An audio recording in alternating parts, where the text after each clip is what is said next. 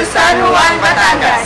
Sabay-sabay nating tuklasin at tingnan ang pinagmamalaki nilang lambanog, palayok na pinagsasama-sama upang ipagdiwang ng payok.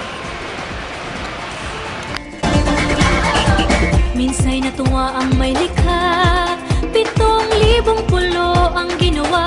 At nandito tayo ngayon sa simbahan ng San Juan Paseno. Latag sa malasot lang dagat. Ang bayan ng Pilipinas, nasa tulong ng bahaghari. Kaya't 1,000 kulay nangaakit kumakaway. Piliin mo rin ang Pilipinas, kapulo ang kwintas ng perlas. Piliin mo, yakapin mo, kayamanan niyang likas. Piliin mo ang Pilipinas.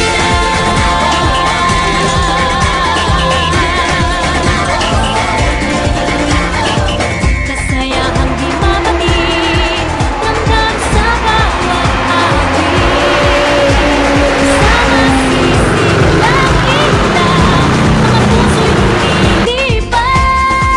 Piliin mo rin ang Pilipinas, kapulo ang kwintas ng perlas. Piliin mo, yakapin mo, kayamanan niyang likas. Piliin mo ang Pilipinas.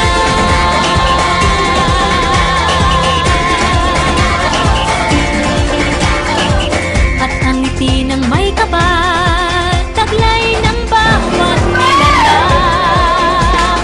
May lambing na tumuduyan sa buong pakiramdam.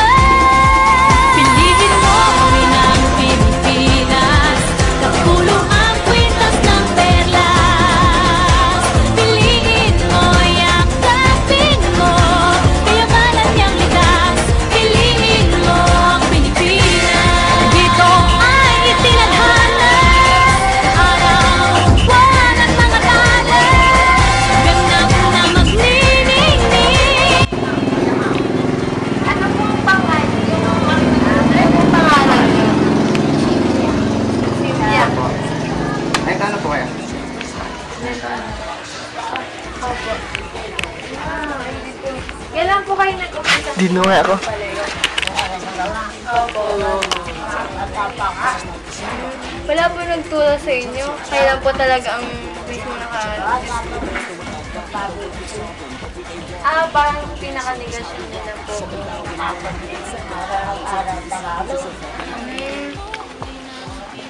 Sino po nagturo sa inyo magawa po ng palayo? Lola. Yung aking ina, magagawa rin. Ano po ang materials po sa paggagawa ng palayo? Ano po mga materials? Ano po mga ginagamit niyo sa paggawa ng palayo?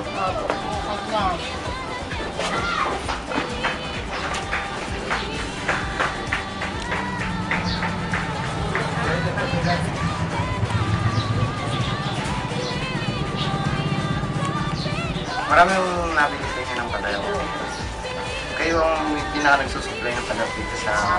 Kayo Kayo po ang pinaka nagsusupply ng palayo dito sa San Juan. kayo po yung pinaka may Nagagawa po. Mga ilan pong palayok yung nagagawa niya sa isang araw? Yung dalawa po, isimba. Yan, balas na yan.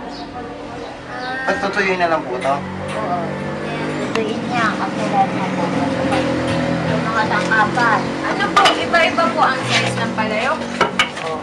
Saan ito ginagamit? Eri ko kasi diyan, estima niya pag inatuyo, pupok ko kayo ng babasain mo wala. Pupok ko.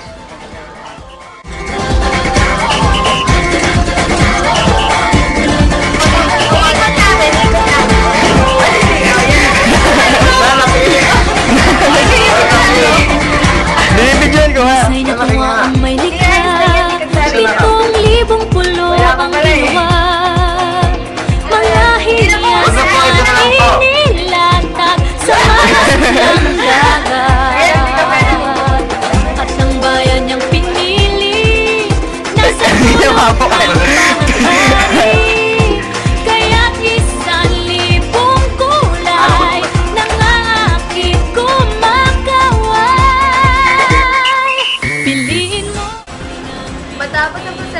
gawa ng palayok, maiinitan ito at lalagyan ng desenyo tulad ng aking nakikita para Kaya naminaya ang balahan sa bayan sa buwan sa paggawa ng palayok at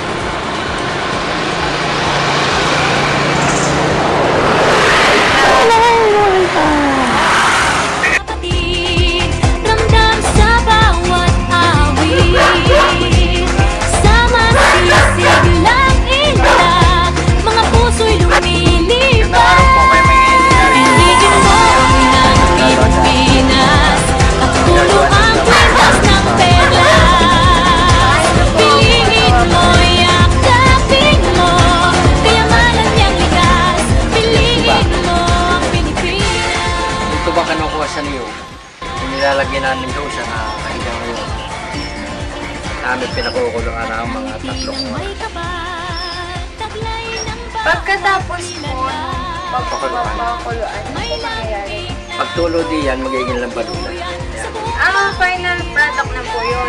May iba pa pong hinahalo po ba sa lampal? Wala. Pure lang Wala ang po. tuba. Ang tuba lang. Iba yung may mga flavor pa po. Ano hindi yun pag naluto na yun pag nilagay na sa bote, saka nilalagyan ng mga flavor. Ano po Para ang kumulay. Ito yung tuba, pasas, nilagay pang kumulay. ano po yung sa niyog? Yung ano po? Hindi, yung nagiging bunga, yung may sahod na yung Wilkin. Ayun po parang may bote ng mineral. Yung pinakapuso, yung nagiging bunga, ayun ang kinukuha. Akala ko yung buko. Hindi, yung buko, hindi siya lang ng buko yun. Yung puso, yun yung tinatirang pinatulo mo. Tumungo yun. Yung pungusa na yun. Pag hindi na pungusa, yun yung kakatas na. Sa isang po ng pagkakasya. Meron that. Sa pagbibigay po ng Ang mga furniture i-apply namin i-1 million yan daw ang Ganun po kayo katagal nagkagawa ng lampal. siguro kaya yung panganay Mas saan lugar po nakakarating yung lampal? ang lugar ng Bicol. May nagpatusa ng taga-kuwan. Taga Sambuang Kasibugan. Bumili ng lampal. Kalapan. Kayo po yung pinaka-supplier ng mga lampal na itinitibigyan sa... Madaming sa Sanuan, napakadami naman. Pero isa po kayo sa mga una. Ay ako yung pinaka-kundi dahil na kailangan din ko sa magulang.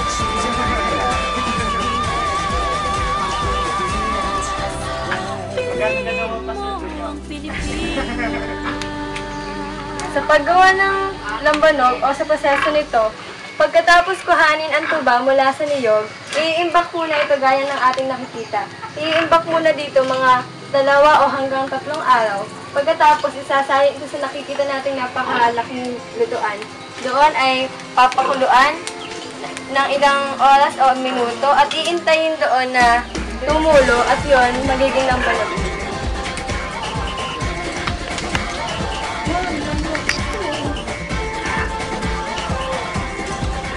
Sabi. Tikman mo konti. Tikman mo mula lasing nun doon, gawin mo lang gayon. Matapos ng matagal na proseso, ito na ang pinaka-final product ng lambanog. Makikita niyo malinis po ito. Sabi, safe daw. Tikman.